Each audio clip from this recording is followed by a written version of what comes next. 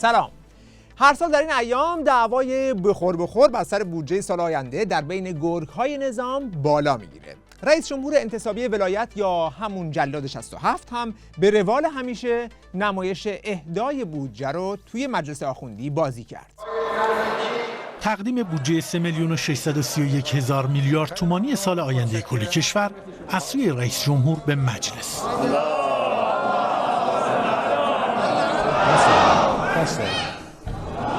بسه تکبیر نگید. رئیسی 6 کلاس سوادی اولین بودجهش رو به سبک همیشگی وعده درمانی با یه مشت خالی بندی پرپکانی کرد. در این بودجه یک رشد اقتصادی 8% هدفگیری شده. رشد 8%؟ تو دولت قبلیتون چقدر بود رشد اقتصادی؟ رشد اقتصادی در دولت قبل کمتر از 0.5% بوده. رشد اقتصادی و 0.5% رو آخه چطور میخوای بکشی به 8%؟ مگه کش تیرکمونه؟ رشد اقتصادی کشور رو هر 1% که بخوای بکشی بالا باید براش جون بکنی، باید براش صدها هزار شغل ایجاد کنی، کارخونه بزنی. همینطوری که نیست. از 8% رشد اقتصادی صحبت میکنه این مردک جنایتکار، در حالی که برای ایجاد 8% رشد اقتصادی باید حداقل بین 400 تا 600 هزار شغل در اون مملکت در طی سال جاری ایجاد بشه. بگویند از طریق کدام سرمایه گذاری داخلی و یا خارجی. پس رشد اقتصادی 8% یکی دیگه از همون توهم زدنهای رئیسیه. یه چیزی تو مایه های همون 1 میلیون مسکن و 20 نوع واکسن و ایناست. راستی واکسن کوو برکت چی شد؟ دیدید دیگه جای ازش صحبت هم نمی کنن؟ 1 میلیون مسکن هم که آروم فیدش کردن. حالا ببینید که این 8% رشد اقتصادی کی تقش در میاد. حالا این بودجه هم مثل هر بودجه یه سری منابع درآمد داره. یعنی کسی که لایحه بودجه رو میده باید بگه که پول مملکت رو از کجا میخواد تامین کنه و بعد هم باید توضیح بده که کجا میخواد این پول رو هزینه کنه. اول بریم سراغ منابع درآمدش. منابع بودجه سال آینده 4 عنصر اصلی داره: فروش نفت، افزایش مالیات، حذف دلار 4200 تومانی و فروش اوراق قرضه. سر فروش نفت گفته که میخواد روزی 1,200,000 بشکه نفت بفروشه. در سال جاری در بهترین تخمین‌ها اینا روزی حداکثر حدود 700,000 بشکه نفت فروختن. چون به دلیل تداوم تحریم‌ها با وجود لیست سیاه FATF و زیرساخت‌های فرسوده تولید نفت، صادر کردن 1.2 میلیون بشکه نفت در روز از نظر بسیاری از کارشناسان زیر علامت سواله. حالا رئیسی اصلا ادعاش اینه که بودجه امسال رو نمیخواد خیلی به لغو تحریم‌ها ربط بده. یعنی ادعاش اینه که خیلی هم خیالش نیست که تحریم باشه نباشه این حرفا، چون توی بودجه میخواد بخش زیادی از درآمدهاش رو با گرفتن مالیات از مردم تامین کنه. حالا ببینید که چجوری میخوان مالیات گرفتن رو بپیچونن. این چه توی بودجه نویسیه؟ شما میگین 200,000 میلیارد تومان دولت میخواد اضافه تر از امسال بودجه مالیات بگیره. من سال بعد میخوام بیشتر مالیات بدم یا نباید بیشتر مالیات بدم؟ مالیات رو که ما باید بفهمیم مالیات رو کیا میدن؟ یکی کارمندان میدن. دولت در مورد اینها اومده گفته که ما تا 5 میلیون تا سطح 5 میلیون تومان معافیت مالیاتی. یعنی رقم رو از 4 میلیون به 5 میلیون رسانده. یه جوری میگه معافیت مالیاتی دادیم که انگار از کیسه خلیفه بخشیده. اما معنی حرفش اینه که هر کسی که بیشتر از 5 میلیون تومان در ماه حقوق بگیره باید مالیات بده، در حالی که خط فقر رسمی الان به گفته منابع خودشون 12 میلیون تومانه. یعنی حداقل هزینه یک خانواده 3-4 نفره توی یک ماه باید 12 میلیون تومان باشه. حالا به گفته همین منبع متوسط درآمد افراد شاغل توی ایران 6 میلیون تومانه. یعنی قشنگ میخواد دستشو بکنه توی جیب اونهایی که زیر خط فقرن. بذار پاشو بذارم رو چاشپاگی. خیلی حالا شد. ای حقه باز به من کلک. خیلی زرنگی آدم، ولی پرنس جان گفته مالیات باید پرداخت بشه. این میزان دست کردن تو جیب مردم که رئیسی جلاد توی بودجهش پیش بینی کرده باعث شده که خیلی از خودی‌هاشون هم فیوز بپرونن. افزایش 62% مالیات در بودجه 1401 یکی از خطرناکترین تصمیمات دولت رئیسی در حوزه اقتصادی و معیشتی، آن هم در شرایط بحرانی کنونی کشور است.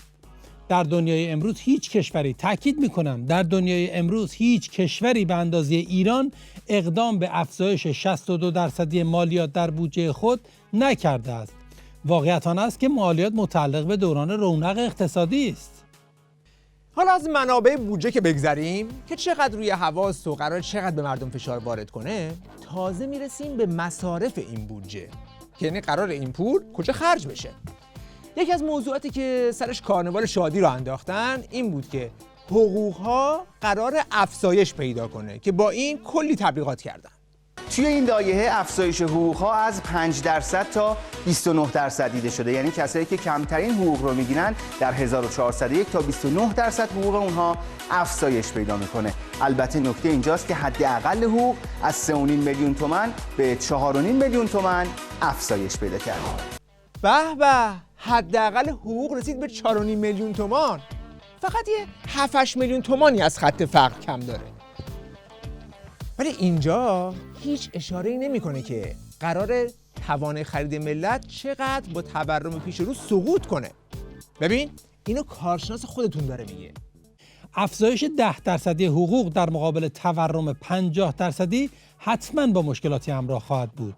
باید توجه داشت که تورم در سال 1401 همچنان ادامه خواهد داشت، به این معنا که همچنان دولت میزان دستمزد واقعی را کاهش داده است و سفره مردم کوچکتر می شود.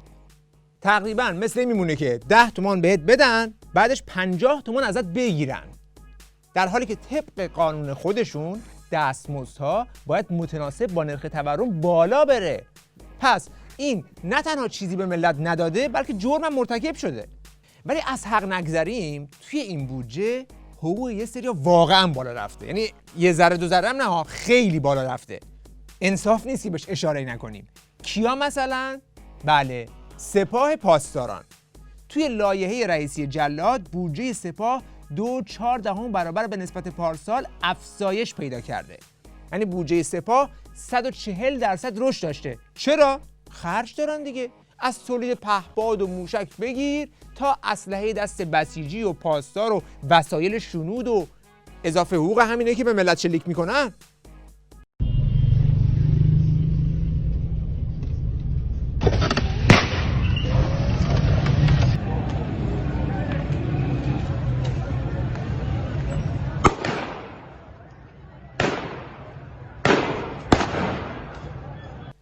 بله، پولهایی که از جیب ملت در میارن قراره بره تو جیب اینا. به غیر از اینا دیگه حقوق کیا افزایش پیدا میکنه؟ هر چی نهاد آخوندی که تبلیغ دین فروشی و بنیادگرایی و صدور ارتجاع میکنه، بودجه همه اینا هم افزایش پیدا کرده کرور. حوزه های علمیه 180% افزایش پیدا کرده.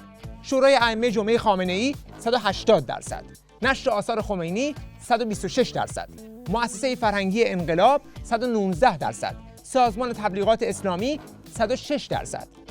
اینا چرا باید اینقدر بودجه بگیرن؟ اینا هم بالاخره خرج دارن. آقازاده هاشون باید برن تحصیلات خارج کشور، سفر میرن. بعد امام جمعه خامنه‌ای هفته باید 1 ساعت حرف بزنن. درسته حرف مفت میزنن، ولی مفتی که حرف نمیزنن. مال مردم خوری در روز روشن یعنی این دست من نسان، این دست منه، ولی کشاورزی دستم نسان. به خاطر چی؟ به خاطر که اون پسر آقای روحانی یا پسر فلانی که یه امامه داره باید روزی ما رو بخوره، کار نکنن نون بخوره. کی بخوره؟ از کجا بیاد؟ ما به زحمت بکشیم اونا بخورن. نکته قابل توجه در بودجه 1401 اینه که سهم حوزه‌های علمیه خراسان رو با اختصاص یک ردیف بودجه خاص از بقیه حوزه‌های علمیه کشور جدا کردند. حالا فقط چرا خراسان؟ به طور اتفاقی حاجی علم الهدی پدرزن رئیسی اونجاست. بالاخره باید دم فک و فامیل رو توی این نظام دید دیگه. به خصوص که این موجودم هر هفته توی فک زدن نماز جمعهش برای دامادش تبلیغ میکنه. این حکومت دنبال مردم دویدن و این حکومت در جریان ارتباط مردم و مردمی قرار گرفتن، یه گفتمانی است که خوشبختانه محصول 100 روز فعالیت و عملیات و روش مدیریتی این دولت هست. آیا در این 100 روز، البته کار با 100 روز درست نمیشه، معلومه با 3 ماه نمیشه مشکلات چند وقته مردم با 100 روز نمیشه درستش کرد و با 3 ماه نمیشه درست کرد. یکی دیگه از نهادهایی که توی بودجه سیبیل شرب شده صدا سیمای ولاییه. بودجه صدا سیما هم به نسبت پارسال 56% افزایش پیدا کرده. اینا پول و صرف چه خدماتی میکنن؟ مالکشی جنایت، تبلیغ جلاد رئیسی. بالاخره تو باید به این مجری یه پولی بدی که چشم در چشم حیرا نگاه کنه و یه نفس ازش تعریف کنه. خب ما در حوزه معیشت که میدونیم روند افزایشی نرخ تورم کاهشی شده، نگاه میکنیم میبینیم که دولت محترم خب هم ارز ترجیحی رو اختصاص داده، هم پیگیری کرده، هم دیپلماسی اقتصادی رو فعال کرده. واقعا شخص رئیس جمهور وارد شده در حوزه‌های مختلف، تأمین کالای اساسی اتفاق افتاده، تأمین نیاز مردم اتفاق افتاده. انتخاب شایسته‌ای بود، خوش سلیقگی کردید، هم جناب عالی هم تیم همراه، این خیلی ارزشمنده. شما سرعت خوبی دارید در سفر به استان‌ها. یا مثلا اگه قرار باشه که شما واقعیت رو منعکس کنی، خب شاید زیاد خرج نداشته باشه، میری فیلم یه دوربین مداربسته رو میگیری و پخش میکنی. ولی وقتی میخوای صحنه سازی کنی حتما خرج داره. بالاخره باید بری دوربین بیاری نصب کنی، بازیگر بیاری نقش بازی کنه، بازیگر، سناریست، اینا پول میخواد دیگه. خلاصه کلام این که اولین بودجه رئیسی جلاد که چه بسا شاید تبدیل به آخرین بودجهش بشه، تنها دستاوردش افزایش خشم و نفرت مردم از این حکومت ضد مردمیه. طوری که دیگه الان حتی خودی‌هاشون هم رو در رو هشدار میدن که این وضعیت نمیتونه خیلی دوام پیدا کنه. در شرایطی که جامعه مدنی با سرکوب شدید مواجه بوده و فعالین مدنی سیاسی اجتماعی به بهانه‌های متعدد در دالان‌های قوه قضاییه هستند، همان جایی که تا چند ماه پیش بر مصدر آن تکیه زده بودی، چگونه می‌توان انتظار داشت سخن مردم به گوش حاکمیت برسد؟ چطور انتظار داریم زمانی که تمام راه‌های تنفس بر جامعه بستیم، پیام ملت را جز با مشاهده کرده بشویم؟ اگر برای رهایی از وضعیت بحران زده کنونی راه حلی عقلانی کارآمد و مبتنی بر تجربه ارائه ندهید، از جانب مردم پاسخی دریافت خواهید کرد که شاید نه سریع و نه حتی فوری، ولی حتما انقلابی و قاطع خواهد زیایی. بله، پاسخ انقلابی و قاطع خواهد بود، یعنی انقلابی دیگر در راه خواهد بود. وقت بخیر و خدا نگهدار.